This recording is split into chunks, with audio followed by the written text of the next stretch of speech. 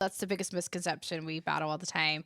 I also think that people struggle with because old disciplinary practices we were shaming kids, so everybody knew.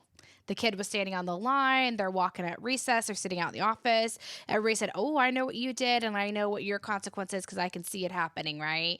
And I think Yeah. we really try to handle kids with so much respect and dignity and respect privacy that really, if you're not involved, you're probably not going to know what the Yeah. outcome if you weren't on that team. Where before, I think disciplinary practices were so look what you did. We're publicly stoning you in the middle of the school, right? And so I think that's been a shift too, because people just assume because you didn't know what happened that nothing happened, right? I don't know if you run into Yeah. that as well.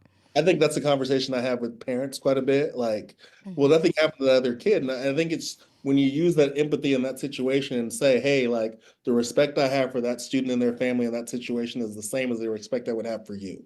So if it was your student in that situation, I know I would not want to put them in a situation where they felt shame, where they felt like everybody knew what was going on in their whatever consequence. So like I think if you play it that way, I've had to play it that way with kids before too.